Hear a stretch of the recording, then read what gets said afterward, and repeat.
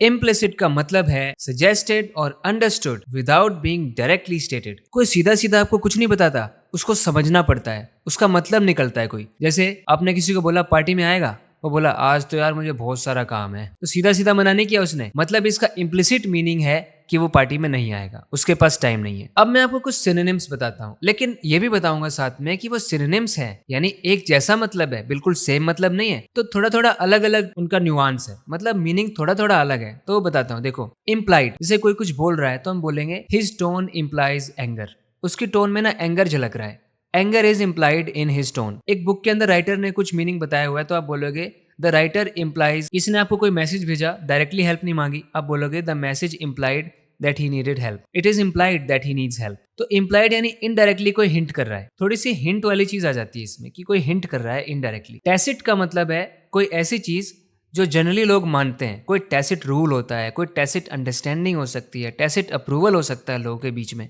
अनस्टेटेड, सीधी सी बात है, जिसको शब्दों में बयान नहीं किया गया, अनस्टेटेड। अनस्पोकन, जिसको आवाज नहीं दी गई, उसके बारे में बोला नहीं गया, अनस्पोकन। इनहेरेंट, इनहेरेंट किसको बोलेंगे, किसी चीज के अंदर की एक कैरेक्टरिस्टिक जो है ना, उसका जो गुण है, उसकी जो प्रॉपर्टी है, उसको बोलेंगे कि वो इनहेरेंट है। जैसे भाई बिजनेस के अंदर रिस्क तो इनहेरेंट होता ही है, मतलब रिस्क तो होता ही है, इसमें बोलना क्या है, रिस्क तो होता ही है, वो तो उसका एक इंपॉर्टेंट कैरेक्टरिस्टिक है, मेन कैरेक्टरिस्टिक है, उसका एक फीचर है, वो तो होता ही है उसमें। अनवॉइस्ड, अनवॉइस्ड की सीधी सी बात है कि आपने आवाज निकाल के किसी चीज के बारे में बोला नहीं, जोर से बताया नहीं किसी को। सजेस्टेड, सजेस्टेड, कोई स्माइल कर रहा है तो आप कह रहे हो कि इसकी स्माइल सजेस्ट कर रही है कि कुछ अच्छा हो रहा है इसके साथ, so his smile suggests that something good is going on, he's going through something really good। आप कोई डेटा देख रहे हो, वो डेटा देख के बोल रहे हो कि इस डेटा को देखकर तो it is suggested that the market will now go down, market अब नीचे जाएगी, वो डेटा सजेस्ट कर रहा है आपको। अंडरलाइंग, अंडरलाइंग ज्यादातर यूज करते हैं उस चीज के लिए जब आप किसी के कॉज की बात कर रहे हो, किसी कारण की बात कर रहे हो, एक छुपा हुआ कारण है किसी चीज के पीछे।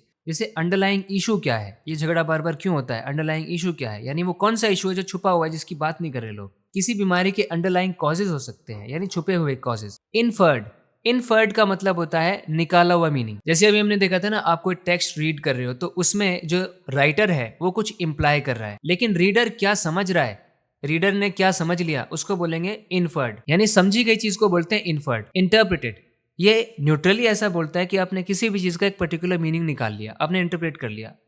आप उसको अच्छा इंटरप्रेट कर रहे हो या बुरा इंटरप्रेट कर रहे हो, वो अलग बात है। एक पर्टिकुलर मीनिंग, एक पर्टिकुलर वे में आपने किसी चीज को समझा हुआ है तो वो इंटरप्रेटेड है। सबका मीनिंग लगभग सेम है, they mean more less the same thing, but आपको मैंने बता दिया कि न्यूआंसेस क्या है। तो अपने इंग्लिश को नेक्स्ट लेवल पे पहुंचाने के लिए इस चैनल को सब्सक्राइब जरूर करें।